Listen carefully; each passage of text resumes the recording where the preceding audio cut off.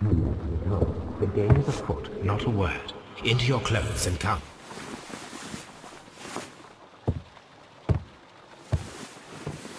I'll wait for you in the sitting room. I've just received a note from Inspector Lestrade, a letter from the suburbs. He is in need of my presence. Whenever he has asked for my assistance, it has always turned out to be entirely justified. I fancy that every one of his cases has found its way into your collection. Yes, they all seem worthy of... However, I regret your fatal habit of looking at everything from the point of view of a story instead of a scientific exercise. Oh, Holmes, you... I beg your pardon, I digress. It would be much better to examine this letter than to try to convince you.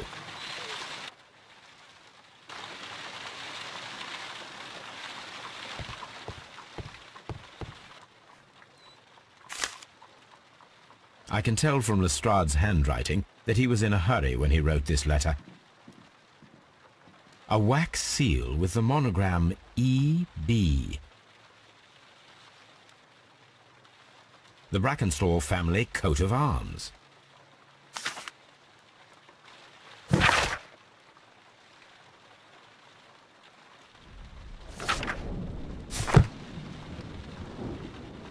So, what is it, Holmes?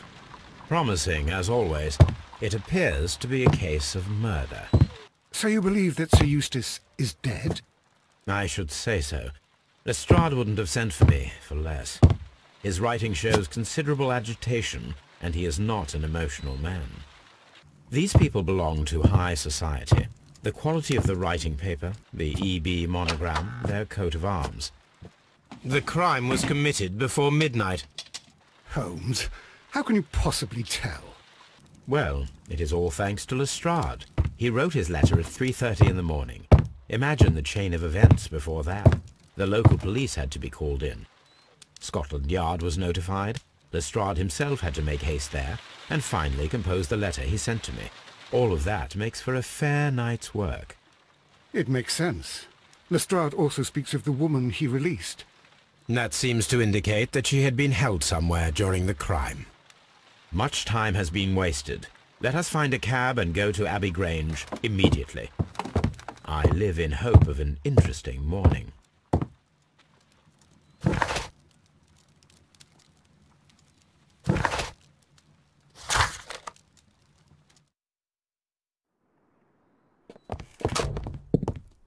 Ah, Mr. Holmes and Dr. Watson, here you are. I'm very glad that you have come, but perhaps I should not have troubled you after all. And why is that? Lady Brackenstall has come to her senses, and she has given so clear an account of the affair that there is not much left for us to do. You remember that Lewisham gang of burglars? What, the three Randalls? Exactly. The father and two sons. It's their work. They stole a silver service, which is of great value. Sir Eustace Brackenstall is dead, then? Yes. His head was knocked in with his own poker. A violent act of aggression. Yes, the poor lady. She has had a most dreadful experience. She was assaulted and tied to a chair. But I think that you would best see her and hear her account of the facts. She's in the morning room with her maid, Teresa Wright. Where is the body of the deceased? In the dining room. We haven't touched anything. All right. I'm going to examine it. Very good, Watson.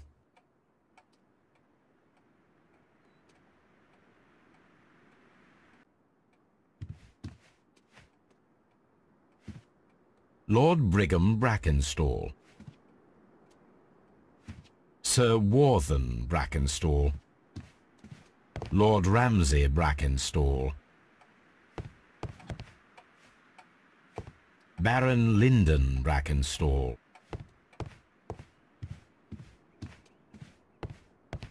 Lord George Brackenstall. The Brackenstall family seems rather austere.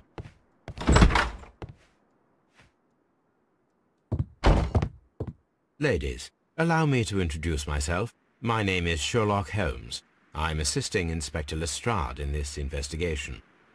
Mr. Holmes, I am the wife of Sir Eustace Brackenstall. We were married only a year ago. I am sorry for your loss. Please accept my deepest condolences. I suppose that it is no use my attempting to conceal that our marriage has not been a happy one. I fear that all would tell you that, even if I were to attempt to deny it.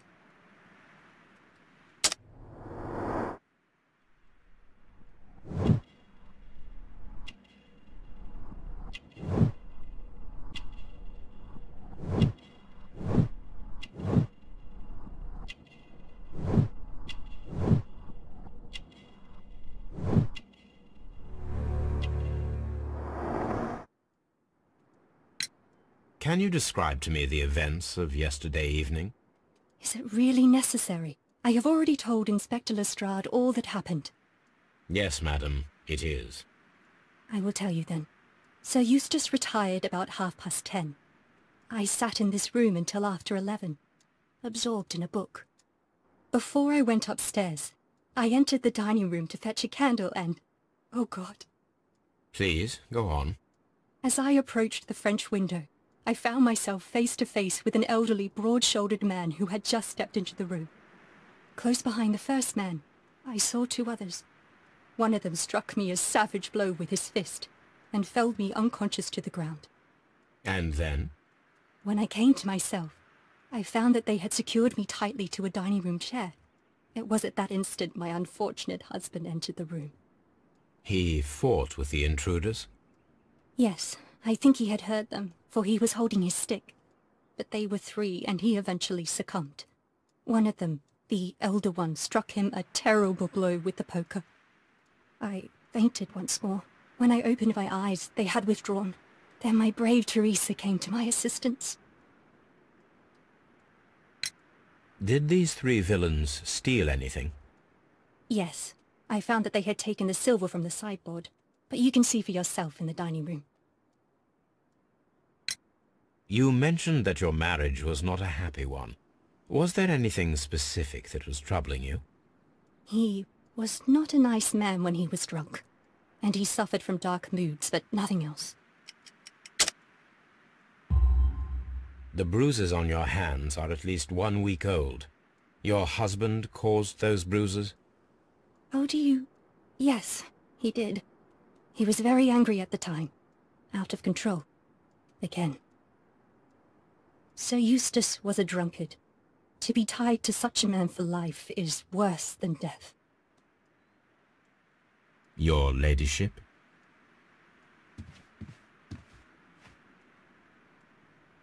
Teresa, I would like to hear your testimony.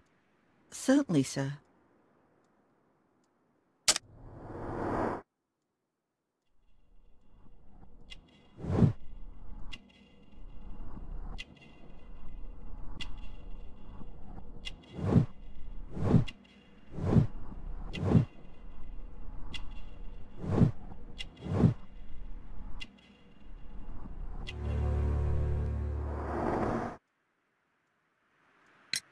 As I sat by my bedroom window, I saw three men in the moonlight down by the lodge gate. But I thought nothing of it at the time. Oh, if I'd known. And then? I went to bed, and it was more than an hour after that I heard my mistress scream. And down I ran, to find her tied to the chair and him on the floor with his head smashed. That's all I know.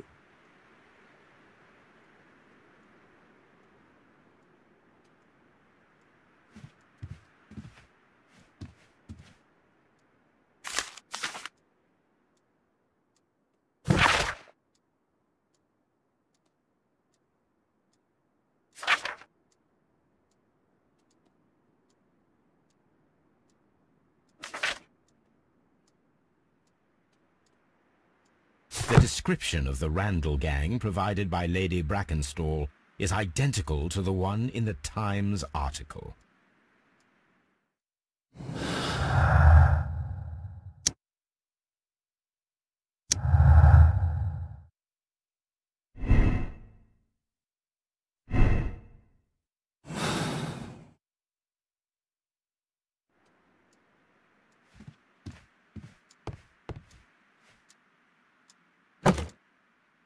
This photograph of Lady Brackenstall and her maid Teresa was taken at a port, but which one?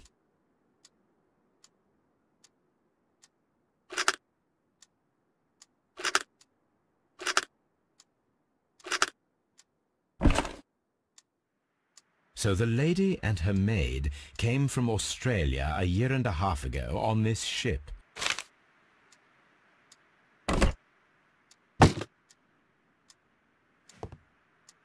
A trapper's hut.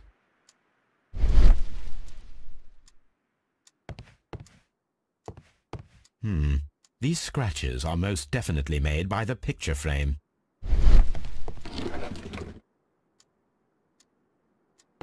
This is Sir Eustace's safe. There may be something important inside. I must ask Lady Brackenstall to open it.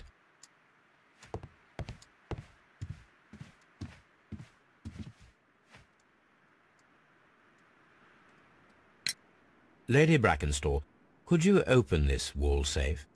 No, it is my husband's safe. I do not know the combination. We have to open it. Your ladyship? Let us try to open this safe. This safe can be cracked. I only have to pay attention. The dial will vibrate when it is set.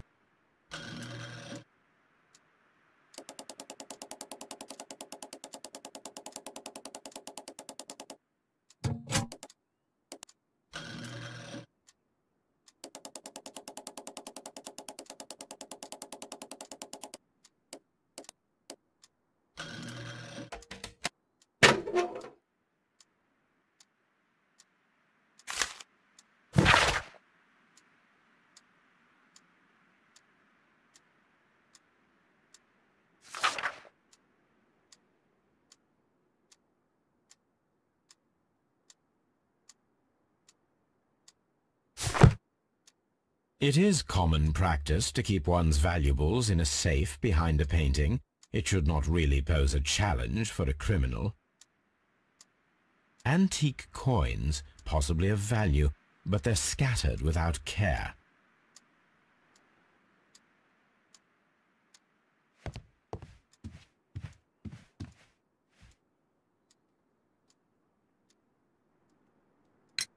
Sir Eustace's doctor speaks of his violent behaviour. Yes, Sir Eustace was an extremely violent man. A detestable human being, to be more precise. It is true that he once threw a decanter at me, and all because I dared to stand up to him in defence of my mistress. Sly devil. God forgive me that I should speak of him so now that he's dead, but a devil he was, if ever one walked the earth. We met him only 18 months ago. She'd only just arrived in London. Yes, it was her first voyage. She'd never been from home before. Wonder with his title and his money and his false London ways. If she made a mistake, she has paid for it, if ever a woman did. She doesn't have any friends here, so it was specially hard for her.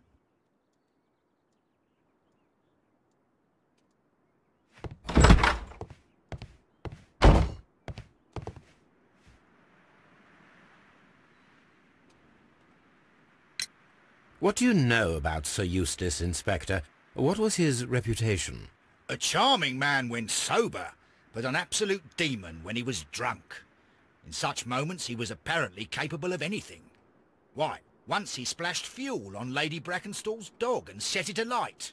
Another day he threw a decanter of wine at Miss Wright's head. The alcohol seemed to madden him. To the point that we were forced to intervene several times to avoid a scandal.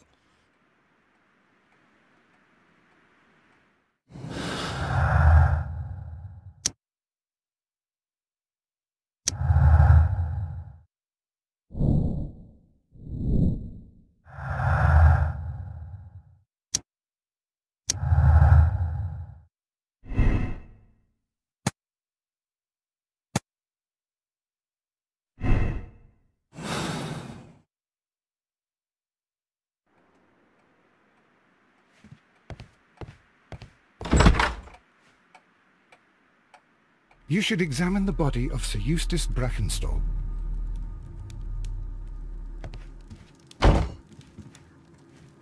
So, Watson, what have you learned from examining Sir Eustace's body? Well, I can confirm that the death was instant. Sir Eustace was facing his attacker when he received the blow to his head. There are no other apparent injuries.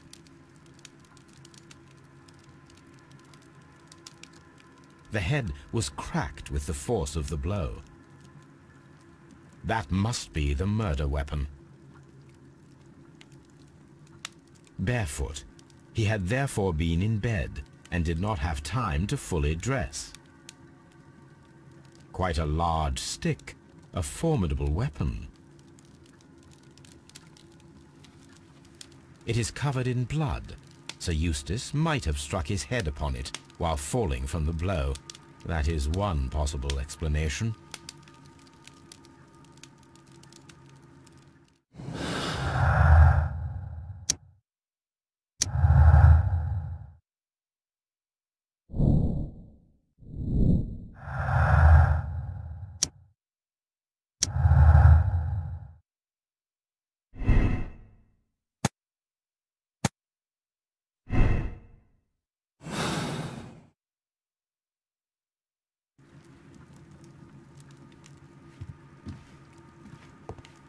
A fur trader's cabin.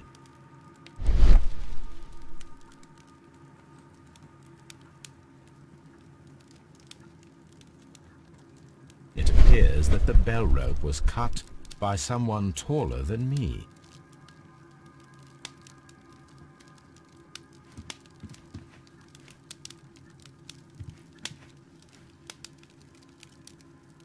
Chateau Calon-Ségur, French wine, Grand Cru.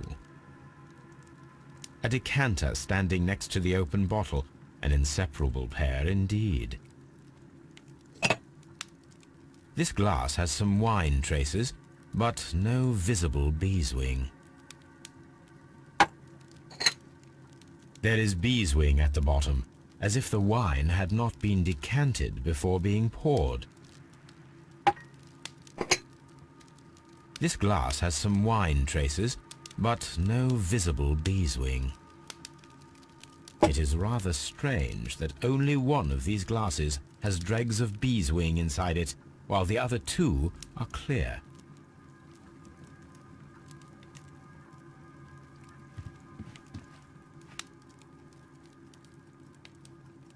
Sailor's knots. That's interesting. This rope was handled by the murderers. We need a scent hound to follow their trail. I will take it with me. This is the chair that Lady Brackenstall was tied to.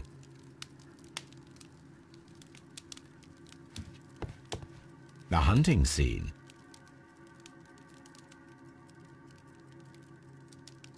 These wine bottles are expensive and mostly from France. A bottle of wine is missing here.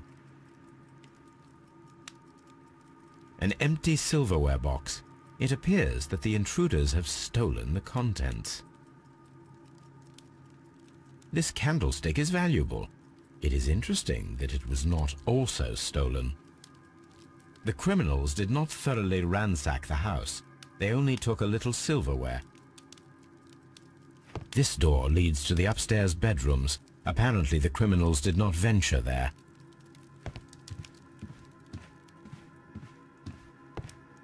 Antique hunting weapons.